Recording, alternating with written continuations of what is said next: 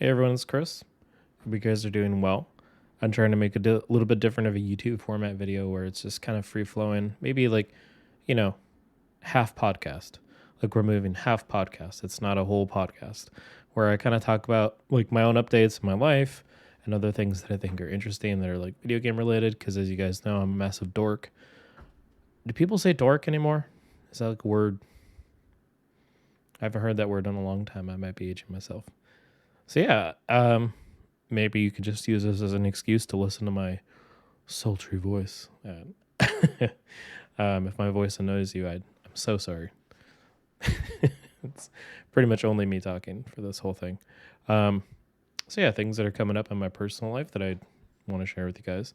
I've been really ridiculously busy with my job and just like trying to do stuff in my own personal life, trying to get things done where I've deprioritized trying to like come back and stream all the time. And it's like kind of a negative cycle you get into sometimes with streaming and just making content where it just, if you already have like 8 to 10 hours of responsibilities, you do just want to like really unwind. And Twitch is geared towards like, hey, if you want to grow on this platform, be on either one, have sick original content, like have your own mini game show, or two, just be on nonstop and being just chatting. So, it's kind of unfortunate. I haven't put that much time into that or making YouTube videos. So I'm hoping that I can, maybe do something like this a little bit more informally, do zero editing. And I don't know, maybe editing's just kind of a lame thing to do anyway.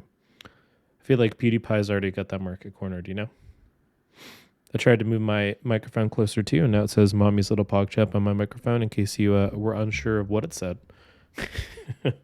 Some other things going on in my personal life.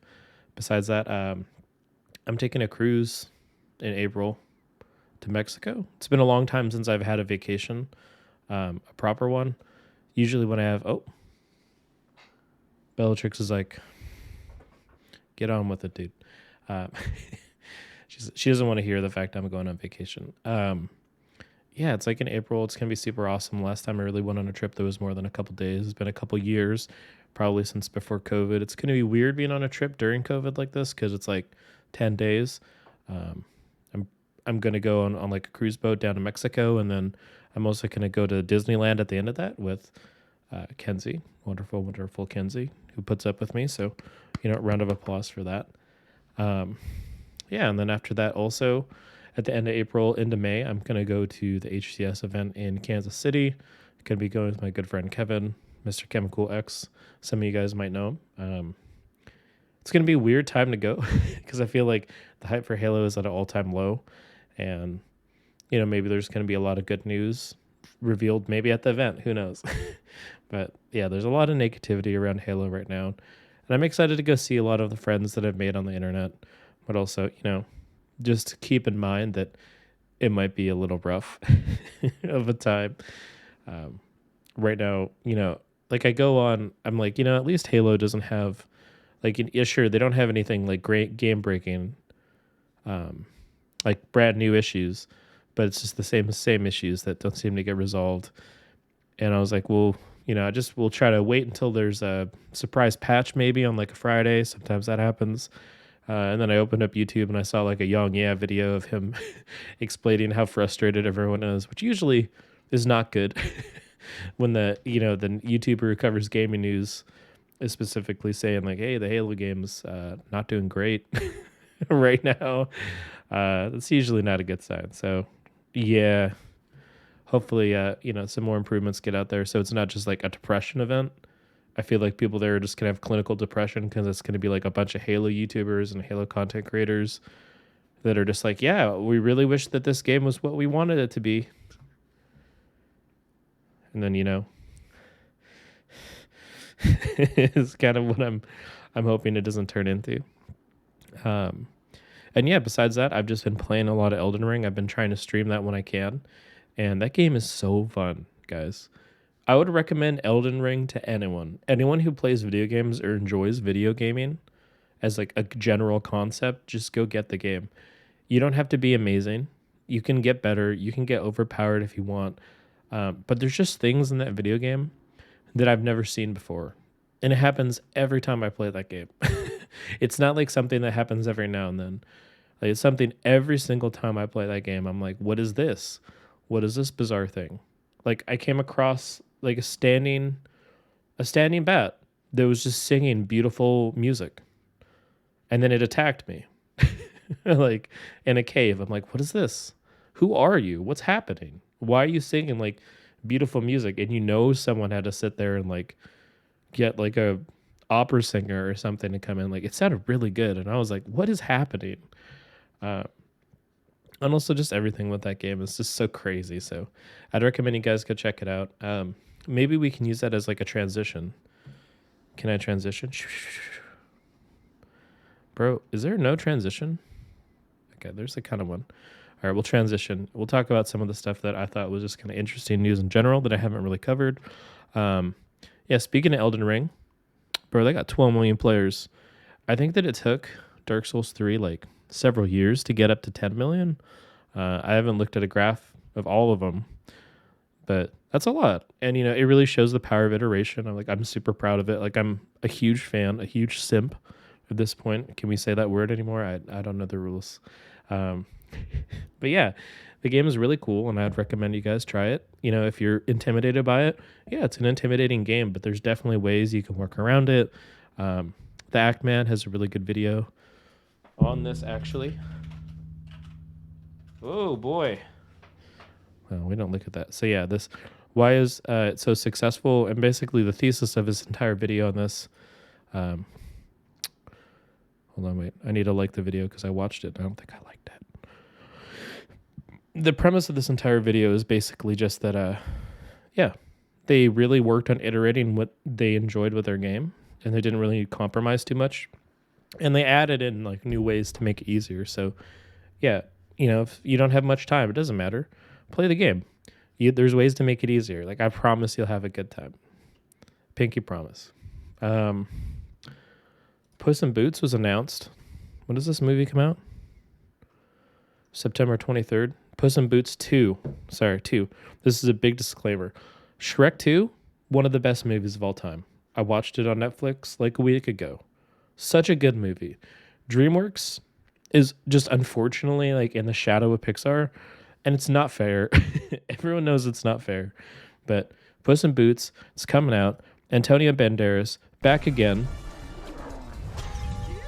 Hold on. I mean, the style of painting looks really cool. And anyway, yeah, if you just enjoy that kind of humor, something very wholesome that's coming out. Watch for that September. It's going to be amazing. 6.1 million views. Dude, people are excited. People out there know, dude. Shrek Rock is coming back in a big way in 2022, baby. Jujutsu Kaisen's, the new movie's out. I don't know if you guys actually introduced you to the bad guy that you don't really see a lot of in the actual anime. And it's out. It's out in Western theaters, and it has like a crazy amount of support. It has like 4DX, where it's like the interactive seat that moves and stuff at the local movie theater next to me. So, hey, what do you know? If you guys go support this and go watch anime movies and try not to cringe too hard at the weebs that come down, and hopefully there's not a lot of them in your area, I think this will become more of a regular mainstream thing in the U.S. theaters. Very cool. Not cool. I don't know if you guys like Perfect Dark. Me, I'm a kind of a boomer. I'm kind of old. I'm not going to admit it. I'm not going to deny it, rather. I'm old. I'm stiff. Perfect Dark. The first game came out on N64. I love the hell out of it. Perfect Dark Zero came out on the 360, and it was a terrible game. But it was fun enough for me at the time. It was like 2005 or 2006. I think it might have been a launch title for the 360. But then Xbox had this entire studio, which is called the Initiative, I believe. And yeah, as much as the Initiative studio has seen a wave of departures, including senior staff, right, of 36 people, as much as half of the core development team left, which is not good. And, they really put a lot of pressure on themselves, because there's like a job posting that came out during the development of this where they said, hey, this is like a quadruple A game. I don't know why, but when you reach that level of pressure, it's just not good. It's not good for game development or creative projects, right? And it seems like a layup, right? Like, oh, a futuristic spy cyberpunk shooter. Like, how could you not do bad? And then you have to think about cyberpunk. Like, it can be bad. So, oops. Um, anyway, and it's like basically this article goes on about like how it's kind of like people would come in, like, studio executives would come in on the weekend and be like, hey, guess what? I watched this movie this weekend. This needs to go in the game. And it's like, okay, I guess we got to redesign stuff. Not a lot of checks and balances. And, Microsoft has shown this like really willing initiative to just like, hey guys, make your game the way you want to make it. Take your time. Delays are okay. There's games like Fable, right? You've heard about Fable, but we haven't seen it. There's this game, obviously. There's a couple other ones. I know Starfield. It's taken a while, and we haven't heard much about that from Bethesda. And then there's also the one from Rare. God, I can't even remember the name of it. It's been so long. But it's like Wildlife or something. What the hell is the name of that game? Rare game. Wild. Oh, no. Everwild. Thank God. Bro, I was about to lose my mind if it didn't pop up. Because it's about to show me a bunch of like tweets about hunters and to be confirmed. So, like this had kind of like cool looking screenshots and stuff, but I mean, it's almost just like a concept at this point in time. So, just being fair to Microsoft, like I think they try to let these things percolate, try to get their own culture in the game studios and not really interfere that much. But it's unfortunate because it's supposed to be like, the the Sony Santa Monica equivalent, right? Where it's like, hey, here's this like crazy studio where we're gonna make God of War, and then Microsoft is gonna be like, look at our initiative studio, look at all these cool games, and there's almost no reason to buy an Xbox except for Game Pass. Like, there's no exclusives, right? So, anyway, I expect in like a year or two, that'll feel a lot different. Anyhoomst, Konami apparently has updated the trademark. And it says that multiple games are believed to be in development. And there's the most dangerous thing you can give fans of Silent Hill is hope. I would recommend just not believing this story. The medium developer Bloober said it was working on existing horror IP from a very famous gaming publisher, fueling speculation working on existing horror. As you guys know, the last time we even heard about this was the game with Norman Reedus at Hideo Kojima was making, the Silent Hills game that got canceled. And, basically we're just horribly, brutally punished as fans. But, maybe it's better just to try to move on and be pleasantly surprised if there's more Silent Hill games in the future. But more than likely, Konami is just making sure that it has the rights for Silent Hill. And otherwise just wants us to personally suffer because, god damn, man, their game history has not been great. Anyway, Harry Potter game. News came out. You can be like a full-on wizard. And being a wizard and being smart in school, it affects the game. And it looks awesome. Like, it looks like exactly what I wanted when I was like 13. I don't know where this was. I had to play through a bunch of really bad games. This game looks amazing. And there's more information, and now we have to try to all figure out how we are morally, because J.K. Rowling's out, right? It's kind of a toss-up. You're like, I like Harry Potter, but I don't know about that J.K. Rowling. Tunic is a game that just came out. I played this game at the PAX here, the PAX event. I actually went to the Microsoft campus where it was like a pre-PAX thing just for Microsoft, the ID games. It's like a little version of Zelda. I don't know how long the game is, but I'd recommend checking it out if you like Zelda or any kind of those isometric top-down ones.